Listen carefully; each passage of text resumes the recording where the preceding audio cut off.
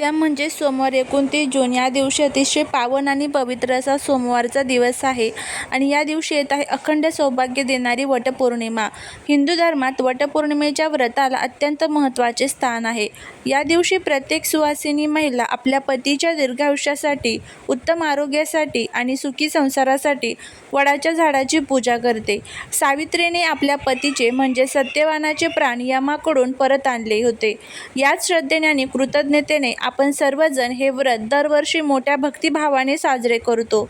उद्या सोमवार आणि वटपौर्णिमा असा अत्यंत शुभ आणि दुर्मिळ योग जुळून आला आहे. या दिवशी केलेल्या पूजेचे आणि उपायांचे फळ कित्येक पटीने अधिक मिळते. जर तुमच्या पतीच्या आयुष्यात सतत अडचणी येत असतील, व्यवसायात किंवा नोकरीत यश मिळत नसेल, घरात सतत आजारपण असेल किंवा कोणाची तरी वाईट नजर लागली असेल, तर उद्याचा हा दिवस तुमच्यासाठी सुवर्ण संधी आहे.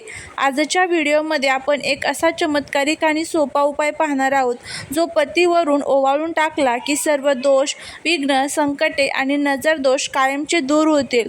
म्हणून हा व्हिडिओ कुठेही स्किप न करता शेवटपर्यंत नक्की पहा, कारण अर्धवट ज्ञान आणि अपुरी माहिती कधीही फलदायी ठरत नाही.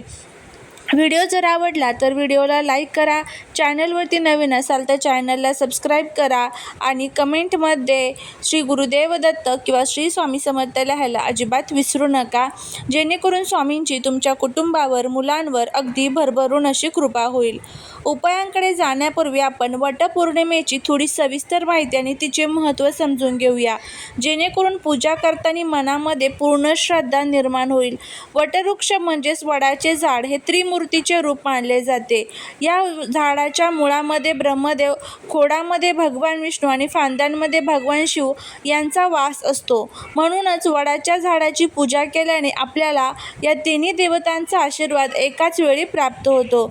उद्या सोमवारी सर्व महिलांनी सकाळी लवकर उठून स्नान करून सुंदर वस्त्र आणि अलंकार परिधान करून वडाच्या झाडाची विधिवत पूजा करायची आहे.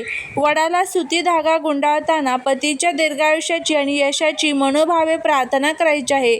या दिवशी दानधर्माला विशेष महत्त्व आहे, त्यामुळे पूजेनंतर गरजूंना किंवा सुवासिनींना वाण देणे अत्यंत शुभ मानले जाते. जेव्हा आपण ही पूजा पूर्ण श्रद्धेने करतो तेव्हा घरात सकारात्मक ऊर्जा निर्माण होते. परंतु बऱ्याचदा असं होतं की अनेक प्रयत्न करूनही पतीच्या कामात अडथळे येतात, कोणाची तरी वाईट नजर लागते किंवा घरात नकारात्मकता वाढते. या सर्व समस्यांवर मात करण्यासाठी शास्त्रात काही प्रभावी असे उपाय, काही प्रभावी असे उत्तरे आणि तोडगे सांगितले आहेत, जे उद्याच्या दिवशी करणे अत्यंत प्रभावशाली ठरते.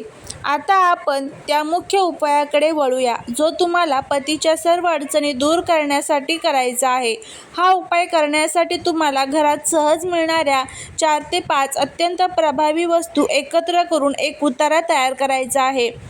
सर्वात आधी कोणते साहित्य लागेल ते बघूया.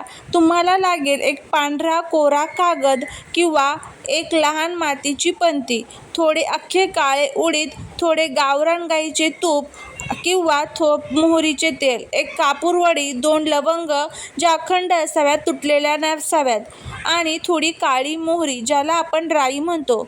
आता हा उतारा कसा तयार करायचा ते नीट समजून घ्या. सर्वात प्रथम एका शांत जागी बसा. जर तुम्ही पणती घेतली असेल तर त्यात किंवा कागदावर थोडे काळे उडीद ठेवा, त्यावर काळी मोहरी पसरावा, त्यानंतर त्यावर कापूरवडी ठेवा आणि त्या कापराच्या वर 2 अखंड लवंगा ठेवायच्या आहेत. जर तुम्ही पंती वापरत असाल तर त्यात थोडे मोहरीचे तेल किंवा तूप टाकून कापूर आणि लवंग एकत्र पेटवून द्या. ह्या सर्व वस्तू एकत्र केल्याने एक तीव्र सकारात्मक ऊर्जा तयार होते, जी घरातील आणि पतीच्या शरीरावरील सर्व नकारात्मकता आणि नजरदोष स्वतःकडे खेचून घेण्यास सक्षम होते. हा उतारा तयार करताना मनात पूर्ण विश्वास ठेवा की या उपायाने माझ्या पतीचे सर्व संकटे दूर होणार आहेत. उतारा तयार झाल्यानंतर तो पतीवरून कसा ओवाळायचा याचे काही नियम आहेत, हे समजून घ्या. हा उपाय तुम्ही उद्या संध्याकाळी प्रदोष काळात म्हणजे सूर्यास्ताच्या वेळी किंवा रात्री झोपण्यापूर्वी करू शकता. जेव्हा पती घरी असतील तेव्हा त्यांना एका पाटावर किंवा खुर्चीवर पूर्वेकडे तोंड करून बसवावे. त्यानंतर तुम्ही तयार केलेला हा वस्तूंचा उतारा म्हणजे तुम्ही कागदात ठेवलेल्या असतील ह्या वस्तू तर तो कागद घ्या, पंतीत घेतलेल्या असतील ह्या वस्तू तर त्या पंतीत ते वस्तू घ्यायच्या आहेत. तुमच्या उजव्या हातात घ्यायच्या आहेत. पतीच्या डोक्यापासून ते पायापर्यंत घड्याळाच्या काट्याच्या दिशेने एकूण 7 वेळा हा उतारा ओवाळायचा आहे.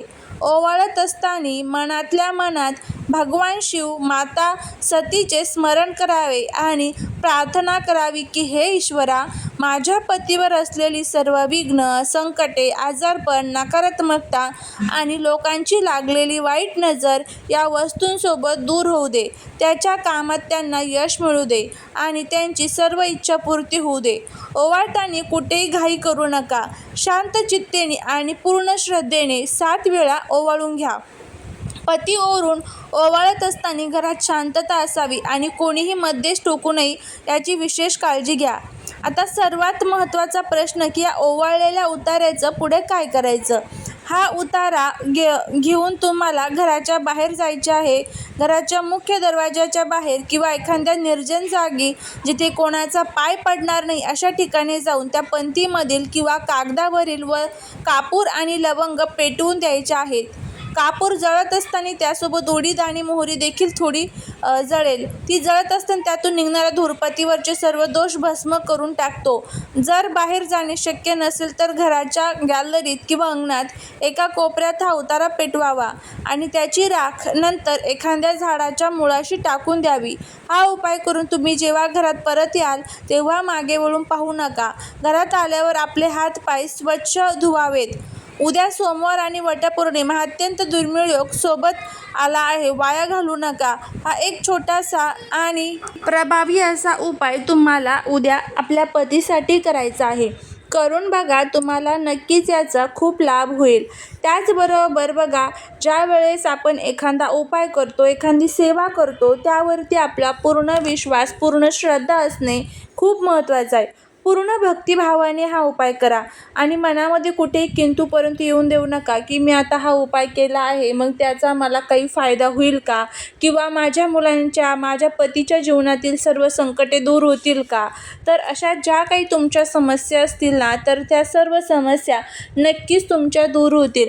फक्त काही वेळेस कुंडलीमध्ये अशी काही ग्रहांची स्थिती असते ज्यामुळे उपाय आपण जे करतो त्याचा प्रभाव दिसण्यासाठी आपल्याला थोडासा वेळ लागू शकतो.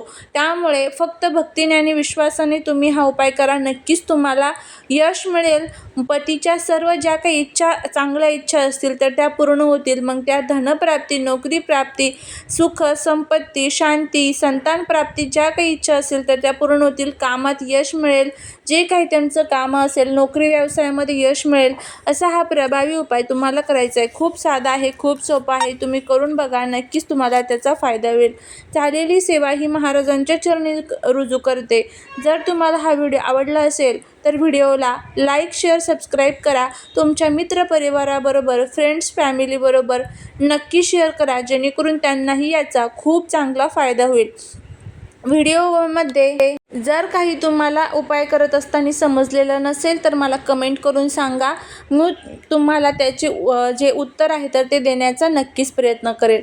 भेटूया पुढच्या एका छानशा नवीन व्हिडिओत एका नवीन माहितीसोबत. तोपर्यंत सर्वांना श्री स्वामी समर्थ.